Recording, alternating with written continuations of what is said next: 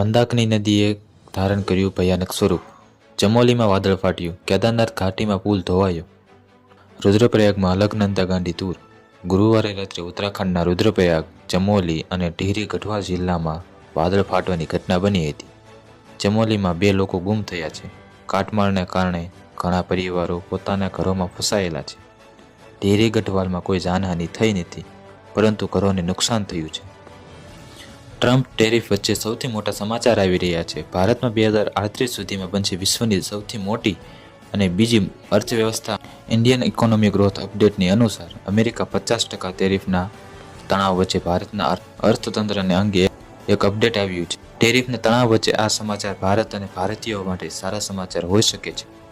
એક રિપોર્ટમાં અંદાજ લગાવવામાં આવ્યો છે કે ભારત આગામી 13 વર્ષમાં એટલે કે વર્ષ 2038 સુધીમાં વિશ્વનું બીજું સૌથી મોટું અર્થતંત્ર બની શકે છે. EY ઇકોનોમી વોટ ઓગસ્ટ 2025 એ અંદાજ લગાવ્યો છે કે ભારત ટેરિફ, આર્થિક સંકટ, આંતરરાષ્ટ્રીય બજારમાં વધઘટ, વૈશ્વિક અનિશ્ચિતતાઓ અને સાથે સંઘર્ષ કરતી વખતે પણ વિશ્વનું બીજું સૌથી મોટું અર્થતંત્ર બની શકે છે. હાલમાં ભારત વિશ્વનું 3જું સૌથી મોટું અર્થતંત્ર છે અને ભારત આર્થિક પડકારોનો સામનો કરતી વખતે આ સ્થાન પર પહોંચ્યું છે. લગભગ 11 મહિના પછી ભારતે કેનેડામાં નવા હાઈ કમિશનરની નિમણૂક કરી છે. સ્પેનમાં ભારતીય રાજદૂત દિનેશ કે પટનાયકને ઓટાવા મોકલવામાં આવ્યા છે. ભૂતકાળમાં બંને દેશો વચ્ચેના સંબંધોમાં અસહજતા બાદ તેને સંબંધોમાં સુધારાની નવી શરૂઆત માનવામાં આવી રહી છે. ગયા વર્ષે ઓક્ટોબરની શરૂઆતમાં હાઈકમિશનર સંજય વર્મા સહિત 5 રાજદ્વારીઓને ભારત પાછા બોલાવવામાં આવ્યા હતા. તે જ સમયે ભારતે કેનેડામાંથી 6 રાજદ્વારીઓને પણ હાંકી કાઢ્યા હતા. ઉત્તરાખંડમાં 2 સ્થળોએ વાદળ ફાટવાથી ભારે વિનાશ. ઉત્તરાખંડમાં આ સમયે વરસાદનો કહેર જોવા મળ્યો છે. ગઈકાલે રાત્રે 2 સ્થળોએ વાદળ ફાટવાથી ભારે વિનાશ થયો છે.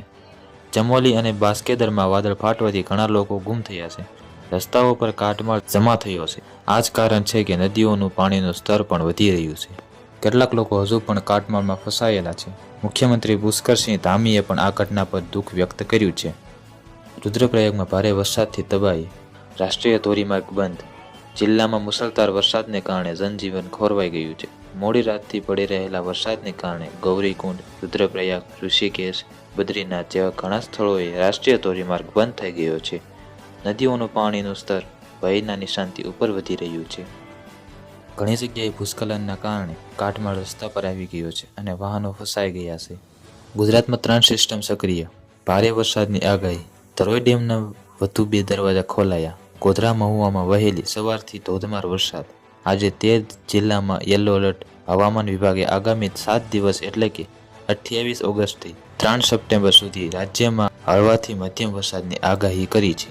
જો તમને વિડીયો ગમ્યો હોય તો વિડીયોને લાઇક કરી દેજો અને ચેનલને સબસ્ક્રાઇબ કરી દેજો, જેથી તમને રોજબરોજની અપડેટ મળતી રહે.